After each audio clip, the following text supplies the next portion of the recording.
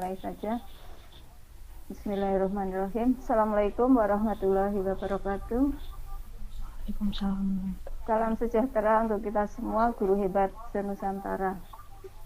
Alhamdulillahirabbil alamin. Puji syukur kita panjatkan kehadirat Allah Subhanahu wa taala atas rahmatnya, izinnya dan ridhonya kita bisa berjumpa kembali di Vikon Tikdar Gumun Batch 2 atas kerjasama Gumun yang diketuai oleh Bapak Wahono SPD dengan Balai Bahasa Jawa Tengah. Kemudian yang kami hormati Bapak Rahmat Sugeng Suryana selaku instruktur Gumun 4 kelompok Nyi Ageng Serang, kemudian Bapak Ibu guru hebat se-Nusantara. Pada Vikon siang hari ini, Minggu 21 Juni 2020, kita akan mengikuti presentasi aplikasi media SAC dari Ibu Dian Pati Rahayu Ningtyas MPD pada mata pelajaran Ilmu Pengetahuan Sosial atau IPS kelas 5 sekolah dasar. Kemudian pada kesempatan ini Vikon akan dipandu oleh Bapak Alex Dwi Kurnia SPD, pengajar SD Negeri Medono. Sebelum presentasi dimulai, baiklah saya akan bacakan kurikulum vitae dari Bapak Alex. Nama Alex Dwi Kurnia SPD, tanggal lahir Purworejo 16 Oktober 1991, alamat Perumahan Gria Salma Kutoarjo Kabupaten Purworejo, agama Islam. Kemudian riwayat pendidikan diselesaikan di Sekolah Dasar Negeri Medono, kemudian SMP Negeri 19 Purworejo, SMA Negeri 5 Purworejo, S1 PGSD Fakultas Ilmu Pendidikan Universitas Negeri Yogyakarta, kemudian pengajar muda SM3T di Kabupaten Kepulauan Anambas, Kepulauan Riau, kemudian PPG Pasca SM3T Universitas Pendidikan Indonesia Bandung. Kemudian riwayat pekerjaan beliau, pengajar di SD Negeri 3 Medono pada tahun 2014. Kemudian pengajar di SD Negeri Medono tahun 2019 sampai sekarang. Moto hidup beliau bagus sekali ini. Sebaik-baik manusia adalah yang banyak manfaatnya bagi manusia yang lain. Baiklah Bapak Ibu guru hebat sedunia, selanjutnya waktu kami serahkan kepada Bapak Alex Dwi Kurnia SPD untuk memandu jalannya presentasi. Kepada Bapak Alex Dwi Kurnia SPD kami persilahkan. Baik. Assalamualaikum warahmatullahi wabarakatuh. Waalaikumsalam. Assalamualaikum warahmatullahi wabarakatuh. Terima kasih atas waktunya yang sudah diberikan kepada Ibu Rini Widya Stuti selaku host pada Vikon sore hari ini. Nah, saya pada sore hari ini akan memandu presentasi yang akan disampaikan oleh Ibu Dian Ikawati Rahayu Ningtyas. Nah, untuk mempersingkat waktu akan saya bacakan kurikulum vitae dari Ibu Dian. Nama Ibu Dian Ikawati Rahayu Ningtyas, tempat tanggal lahir Banyumas 21 Juni 1990, agama Islam, alamat di Panembangan, Kecamatan Sulomo, Kabupaten Banyumas. Kemudian riwayat pendidikan SD Negeri Penambangan, dan SMP Negeri 2 Cilongok, SMA Negeri 4 Purwokerto, S1 Universitas Negeri Yogyakarta dan S2 di Universitas Negeri Yogyakarta. Ada beberapa karya ilmiah yang pernah dipublikasikan. Karya dari Ibu Dian, salah satunya beliau pernah menulis buku Pedoman Model Intelligence Learning sebagai penguatan gerakan literasi sekolah dasar yang ber-ISBN. Selanjutnya, riwayat pekerjaan yaitu di STKIP Darussalam Cilacap sebagai dosen tahun 2017 sampai 2019. Kemudian sekarang ada di Universitas Wijaya Kusuma Purwokerto sebagai dosen. Selanjutnya kepada Ibu Dian Nikawati kami persilakan untuk mempresentasikan media SAC-nya yang berjudul Letak Geografis Indonesia. Kepada beliau kami persilakan. Ya, terima kasih. Assalamualaikum warahmatullahi wabarakatuh. Terima kasih atas waktu yang diberikannya. Selamat siang Bapak dan Ibu peserta Dikdar Gumun Batch 2 yang bekerja sama dengan Balai Bahasa Jawa Tengah tahun 2020. Selanjutnya langsung saja saya akan memaparkan materi presentasi materi pembelajaran ilmu pengetahuan sosial kelas 5 tema 9 subtema 1 pembelajaran 3 sekolah dasar, yaitu tentang letak geografis Indonesia. Sebelumnya dasarnya yaitu Indonesia maritim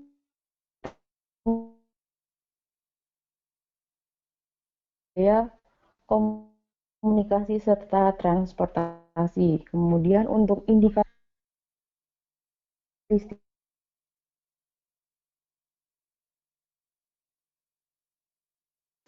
serta pengaruhnya terhadap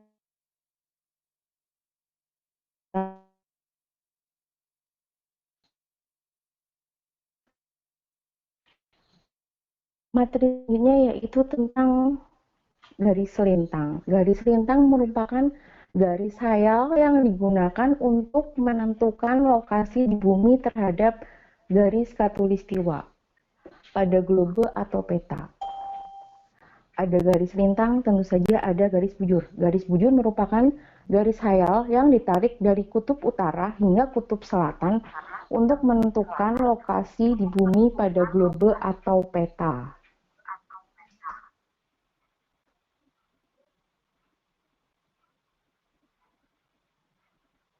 Derajat lintang utara sampai 11 derajat lintang selatan dan 95 derajat bujur timur sampai 141 bujur timur.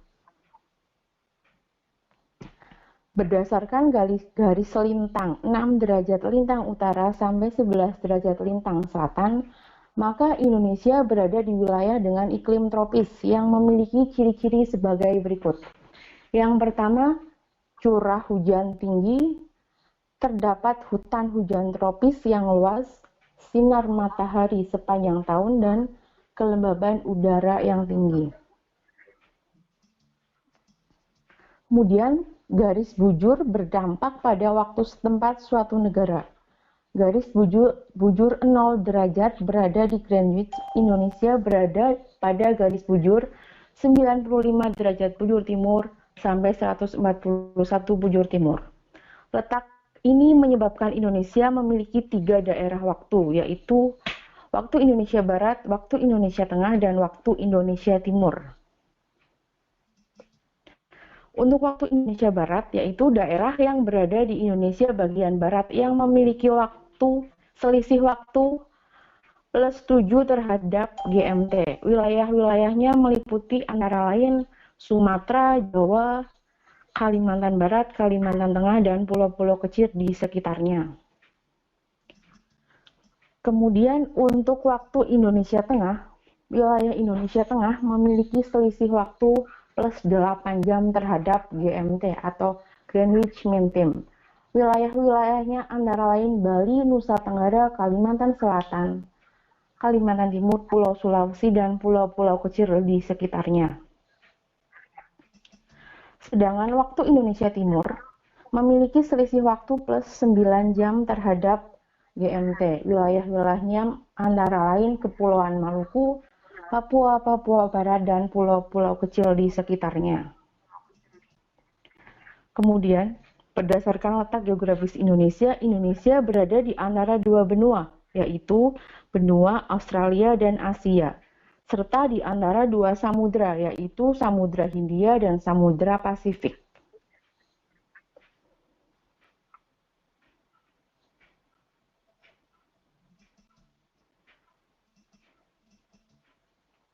Kemudian batas-batas wilayah Indonesia. Sebelah utara Indonesia berbatasan dengan negara Malaysia, Singapura, Filipina.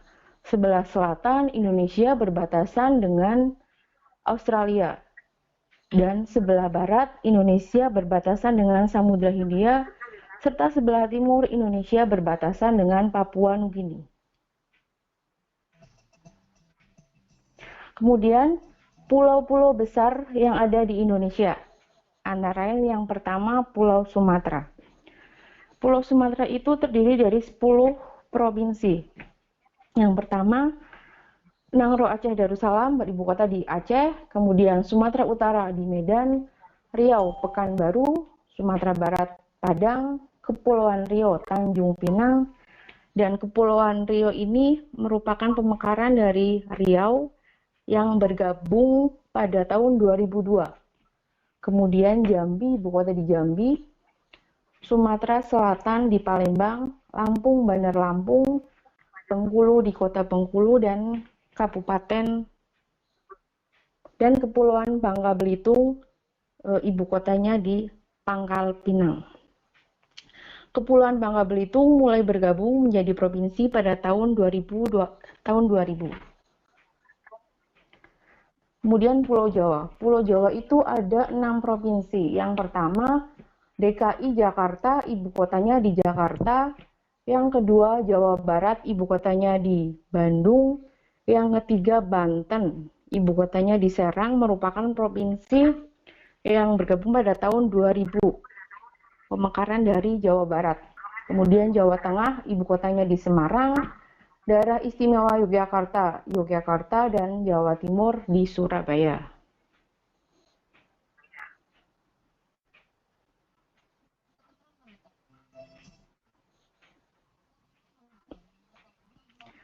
Nah, setelah mengetahui wilayah geografis negara Indonesia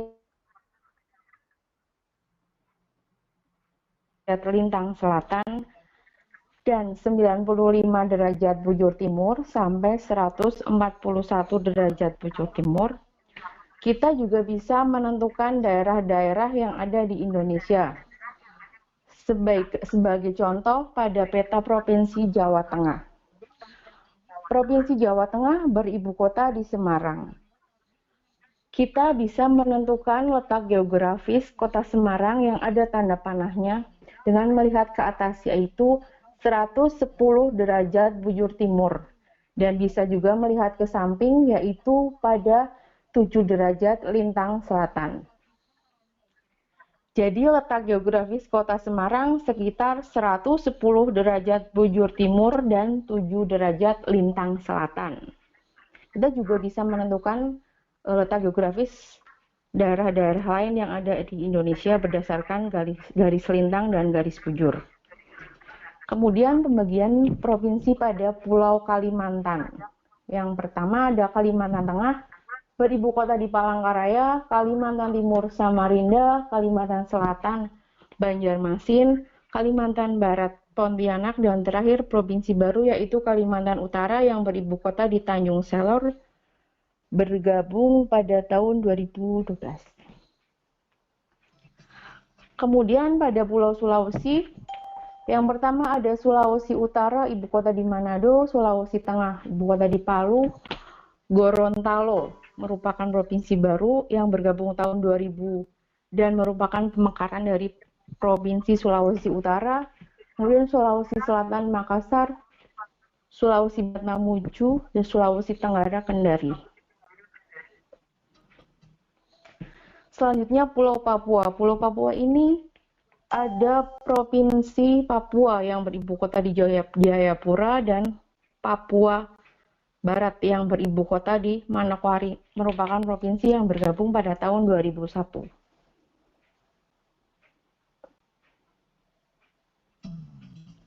Kemudian ada Pulau Bali, ada Provinsi Bali yang beribu kota di Denpasar. Selanjutnya Kepulauan Nusa Tenggara, ada Nusa Tenggara Barat yang beribu kota di Mataram dan Nusa Tenggara Timur yang beribu kota di Kupang. Selanjutnya Kepulauan Maluku, ada Maluku yang beribu kota di Ambon dan Maluku Utara yang beribu kota di Sulawesi, merupakan provinsi baru yang bergabung pada tahun 1999.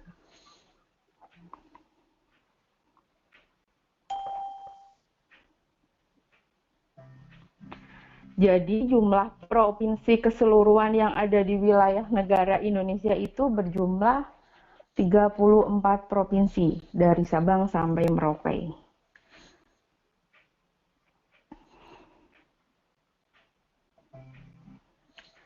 Kemudian berbicara tentang letak astronomis dan geografis, di sini ada pertanyaan, di mana kalian tinggal? Pasti kita semua tinggal ada yang di pegunungan, di daerah pesisir maupun di perkotaan. Di setiap daerah misalnya pegunungan, pesisir maupun perkotaan pastinya memiliki ciri-ciri wilayah yang berbeda-beda. Yang pertama merupakan ciri-ciri wilayah di pegunungan. Yang pertama, memiliki topografi yang bergelombang. Kedua, memiliki cadangan air tanah dalam jumlah yang sedikit. Yang ketiga, aktivitas masyarakat di pegunungan paling dominan adalah berkebun. Hawanya yang dingin menjadikan pegunungan tidak cocok untuk pertanian karena kurang subur. Pegunungan seringkali dimanfaatkan sebagai tempat wisata atau objek wisata alam.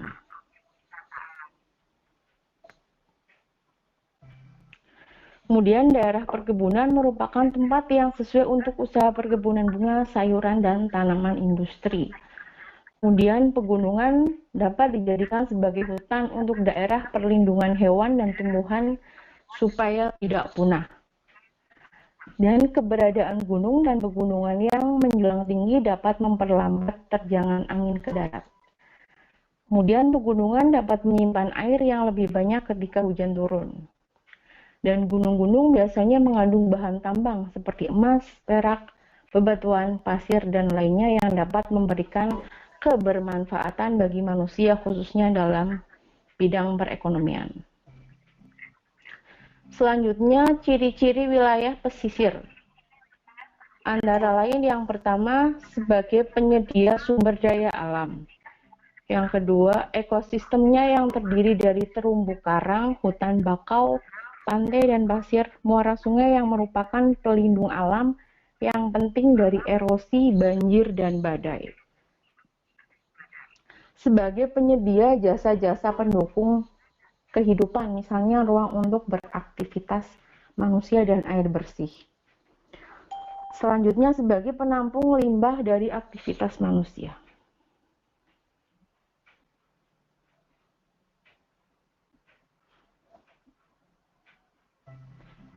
Selanjutnya, ciri-ciri wilayah kota. Yang pertama, tersedianya tempat-tempat untuk gedung bertingkat dan pertokoan atau ruko. Kedua, adanya jarak sosial dan kurangnya toleransi sosial di antara warganya. Biasanya ini terjadi pada orang yang tinggal di daerah perumahan. Cara berpikir dan bertindak warga kota tampak lebih rasional dan berprinsip ekonomi. Kemudian, masyarakat kota lebih mudah menyesuaikan diri terhadap perubahan sosial yang disebabkan adanya keterbukaan terhadap pengaruh luar. Dan pada umumnya masyarakat kota lebih bersifat individu, sedangkan sifat solidaritas dan gotong royong sudah mulai tidak terasa lagi atau sudah mulai berkurang.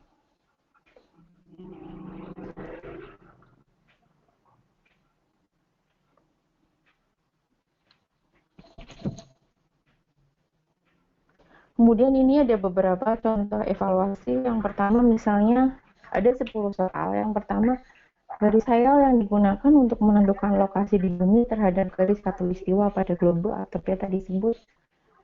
Misalnya menjawab garis kutub. Ada muncul tanda silang, kemudian bisa langsung melanjutkan ke soal yang nomor 2. Letak astronomis wilayah Indonesia yaitu saya menjawab A, ada muncul tanda benar, kemudian langsung lanjut ke soal yang nomor 3. Itu contohnya, soalnya ada 10. Selanjutnya, itulah materi presentasi dari saya. Selanjutnya saya serahkan ke Pak Alex Dwi Kurnia sebagai moderator. Terima kasih. Baik, terima kasih kepada Ibu Dian yang sudah menjelaskan, mempresentasikan materinya dengan cukup jelas. Mungkin ada dari Bapak Ibu Guru Nusantara yang ingin bertanya, dipersilakan. Oh ya Bu Dian, tadi Bu Sri ada pertanyaan di atas, minta diulang ibu kota Maluku Utara di mana ya? Langsung dijawab aja ya Pak. Oke, boleh. Terima kasih atas pertanyaan untuk Ibu Sri. Ibu kota Maluku Utara itu di Sofifi. Itu merupakan provinsi baru yang bergabung pada tahun 1999. Ibu kotanya Sofifi. Sudah jelas Bu Sri? Ya, ibu kota Maluku Utara itu di Sofifi. Sofifi. Ada pertanyaan yang lain?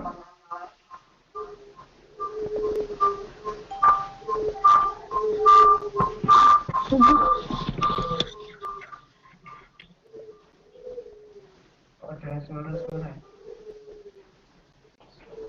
Monggo Bapak Ibu yang masih ada pertanyaan.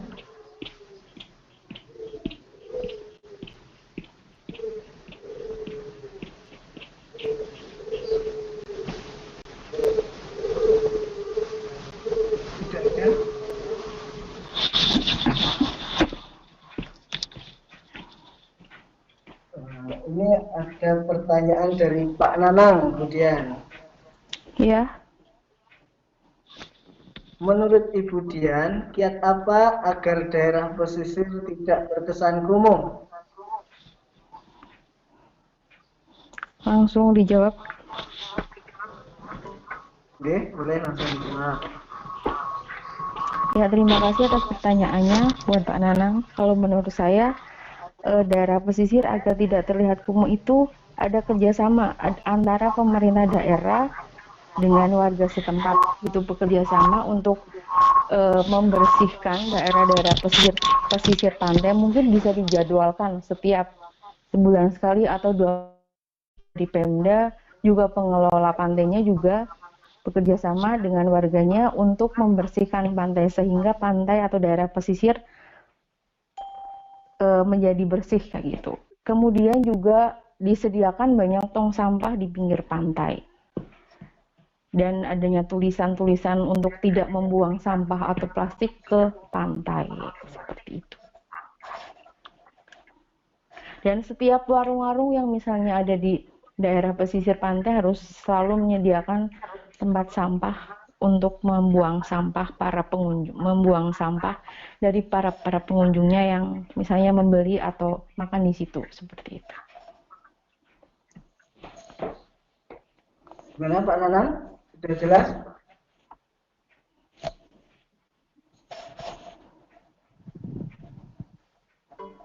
Sudah ya? Oke, baik Bu Dian. Selanjutnya ini ada dari Bu Supriyadin. Nah, beliau baru gabung, beliau ingin dijelaskan tadi dari SAC-nya, bagian opening, materi, dan evaluasinya yang mana ya? Oh, Mungkin bisa sebentar. ditunjukkan sebentar. Berhubung openingnya ini bentuk video dan videonya itu suaranya tidak bisa saya stop, saya putarkan saja openingnya Pak, tapi saya tidak. Nah, ini untuk openingnya saya mengambil video dari YouTube.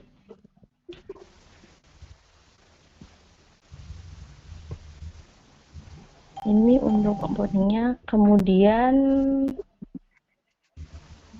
hanya gambar bumi berputar. Ada judulnya materi tentang letak geografis Indonesia, kemudian saya yang membuat Dian Nikawati Rahayu Ningtyas, dan di atasnya ada tulisan Dikdar Gumun Batch 2 tahun 2020 yang bekerja sama dengan Bali Bahasa Jawa Tengah. Kemudian untuk materinya, yang pertama saya menampilkan kompetensi dasar. Selanjutnya langsung masuk ke materi. Kemudian untuk evaluasi ini ada 10 soal. Bisa dijawab langsung misalnya. Kalau kemudian muncul tanda silang, nah tanda silangnya udah hilang, bisa lanjut ke soal yang nomor 2. Kemudian apabila soal nomor 2 itu saya jawab benar, maka ada muncul tanda centang. Setelah tanda centangnya hilang, lanjut otomatis ke soal ketiga. Begitu juga sampai dengan ke soal nomor 10. Ini juga saya sediakan tombol next untuk bisa menjawab soal-soal selanjutnya. Dan ini untuk bagian developer. Mungkin di sini saya memberikan backsound, tapi sepertinya tidak terdengar ya sama peserta lain. Assalamualaikum. Waalaikumsalam. Assalamualaikum. Untuk Waalaikumsalam. Budian, terima kasih penjelasannya, dan untuk Ibu Rini juga terima kasih, tadi sudah di-on-kan speaker saya. Ini mohon maaf Pak Nanang, saya memang baru gabung. Ya, belum buat SAC. Nah ini sudah lebih terang, sudah lebih jelas tadi dijelaskan oleh Budian. Terima kasih Bu Rini sudah diberi kesempatan untuk berbicara dan bertanya juga untuk Ibu Dian tadi. Matur nuwun nggih. Assalamualaikum. Waalaikumsalam. Terima kasih Ibu, sama-sama. Selanjutnya masih ada 2 pertanyaan. Masih ada. Ya, dari Pak Abid tadi. Apa letak geografis mempengaruhi pola hidup masyarakat? Monggo Budian jawab. Menurut saya letak geografis juga mempengaruhi kehidupan masyarakat. Misalnya yang di masyarakat yang di daerah pegunungan kayak gitu, sebagian besar masyarakatnya berpencaharian perkebunan kayak gitu, seperti itu. Kalau misalnya masyarakat yang di pesisir bisa nelayan ataupun dengan berjualan ikan di pasar pantai, jadi mempengaruhi. Ada feedback dari Pak Abid?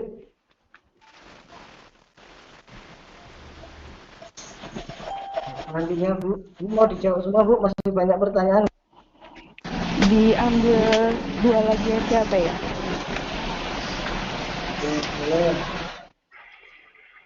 Dari Pak Susilo. Apakah letak geografis berpengaruh terhadap karakter masyarakat setempat? Ini coba langsung saya jawab ya. Oke. Iya, tadi juga udah dijelaskan beberapa yang karakteristik, misalnya masyarakat yang tinggal di daerah pegunungan, di daerah pesisir juga di daerah perkotaan. Jadi letak geografis juga mempengaruhi dengan kondisi masyarakat. Mungkin saya contohkan di kota, ya mungkin nggak sebagian kota besar. Jadi kalau misalnya masyarakat yang tinggal di kota biasanya kayak cuek kayak gitu kepada tetangga sebelah. Jadi kayaknya misalnya dia tuh bekerja dari pagi sampai malam, terus kadang juga tidak kenal dengan tetangga-tetangga yang sebelahnya seperti itu. Kalau misalnya di desa juga berpengaruh. Misalnya kalau masyarakat di desa lebih banyak misalnya ada kegiatan-kegiatan perkumpulan ya, meskipun juga di masyarakat di kota juga bisa sih mengadakan kegiatan perkumpulan, tapi dari beberapa yang saya lihat itu di desa itu lebih kerukunan antar masyarakat itu lebih terjaga kayak gitu daripada di kota seperti itu. Oke, sudah jelas Bapak? Terima kasih. Sami-sami Bapak. Satu lagi, Siap, satu lagi ya nggak apa-apa. oke. Satu lagi atau nambah lagi? Ya, dua lagi juga nggak apa-apa. Nah, ini sepertinya dari Pak Arsya Syarif ini menarik. Tapi saya kurang paham nih. Coba Di, dibacakan. di Semarang banyak penggutukan pantai sehingga air laut lari ke Demak. Bagaimana mengatasi abrasi yang diakibatkan dari mungkin ini penggusuran kali. Kok kurang jelas? Mungkin Maksudnya bagaimana cara gimana ya? mengatasi abrasinya? Abrasi di tepi pantai atau laut. Kalau itu kan mungkin kalau menurut saya itu kan dari alam kayak gitu ya. Mungkin diatasi dengan misalnya masyarakatnya itu eh, tertib atau taat pada peraturan-peraturan seperti itu. Kalau abrasi itu jaga alam kan ya, setahu saya. Iya.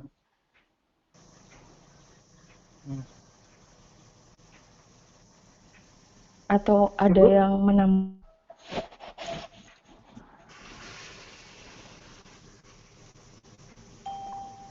di Semarang itu ada pantai. Ada.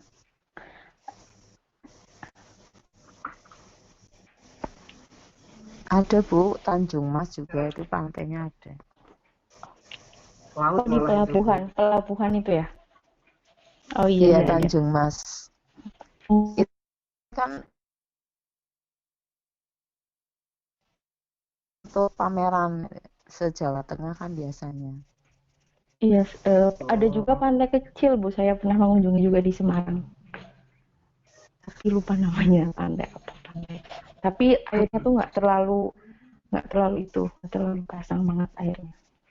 Dan yang pernah saya kunjungi itu pantainya lumayan kotor.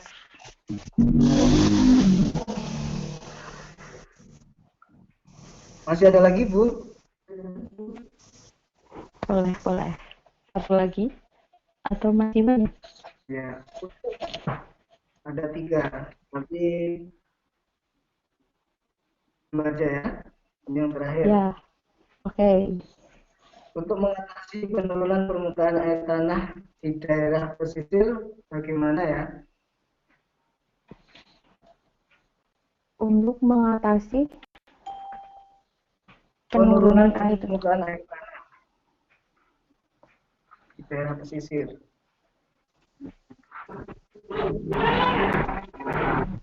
sebentar.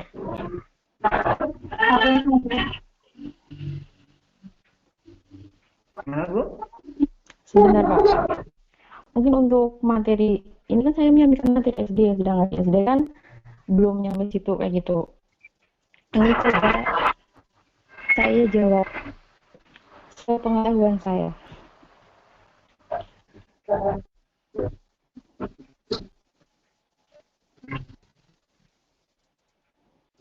Kalau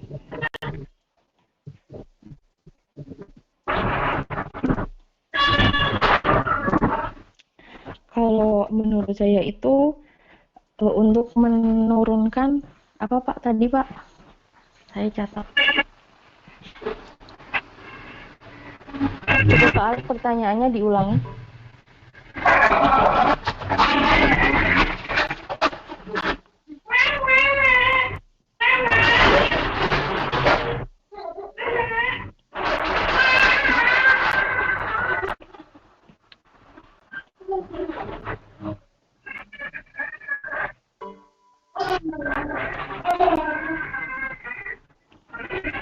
Mungkin untuk mengurangi penurunan air tanah di daerah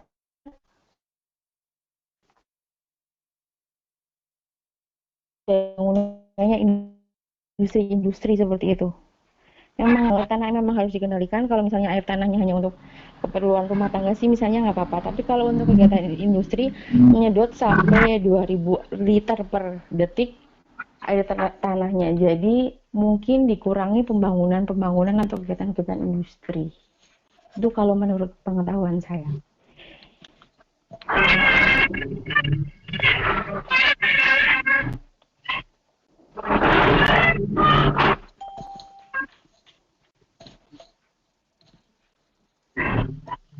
Bagaimana? Apakah masih ada atau sudah?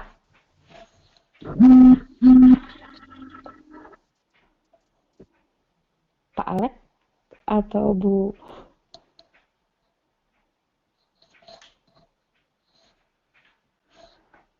Pak Alex atau Bu Rini, coba bisa bersuara.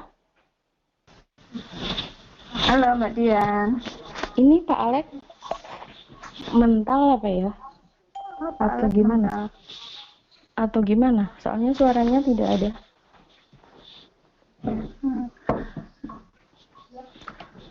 Pak Alex?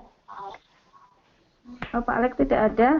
Saya lanjutkan saja ya Mbak Dian. Oh, iya Bu. Udah Masih selesai ada berarti. Masih ada waktu 10 menit, Bu. sekitar 10 menit. Nggih. Anjay, 10 menit.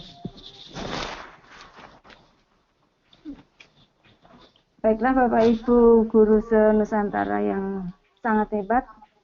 Untuk Vikon kali ini presentasi dari Ibu Dian Ikawati Rahayuning Tias dalam mempresentasikan sangat bagus sekali. Kemudian silakan Ibu Dian untuk memberikan kesimpulan dari presentasi yang telah dilakukan tadi. Monggo Ibu Dian.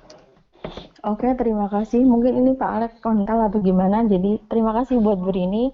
Kesimpulan dari materi yang saya sampaikan yaitu yang pertama kita bisa mengetahui letak geografis dan letak astronomis negara Indonesia, dan misalnya kita juga bisa menentukan letak geografis dan letak astronomis daerah-daerah yang ada di Indonesia. Misalnya dengan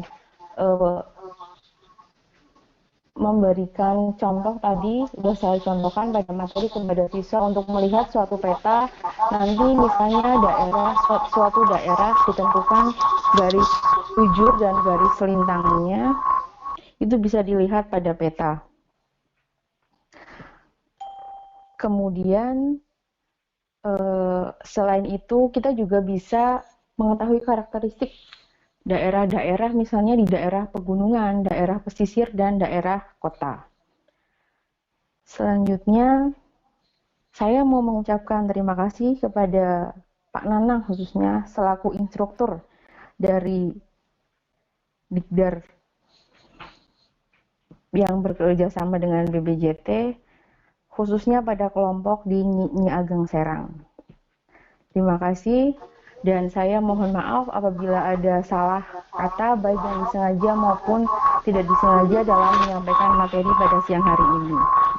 Akhir kata dari saya, terima kasih untuk Bapak Ibu yang sudah ikut menjadi peserta pada presentasi SAC saya. Saya akhiri. Wassalamualaikum warahmatullahi wabarakatuh. Waalaikumsalam warahmatullahi wabarakatuh. Terima kasih kepada Ibu Dian, kemudian Bapak Alex. Demikian Bapak Ibu Guru Hebat se-Nusantara Vikon dengan presenter Ibu Dian Ikawati Rahayu Kias MPD yang mempresentasikan aplikasi SAC. Semoga ini bisa menginspirasi kita semua sebagai Bapak Ibu Guru dalam media pembelajaran selama siswa atau peserta didik kita belajar di rumah. Akhirnya, saya Rini Widyastuti selaku host. Mohon maaf apabila dalam memandu jalannya Vikon ada kesalahan dan kekurangan. Sampai ketemu kembali di Vikon di Dikdar Gumun selanjutnya. Dari saya akhiri. Assalamualaikum warahmatullahi wabarakatuh. Waalaikumsalam warahmatullahi wabarakatuh. Terima kasih Bu Rini.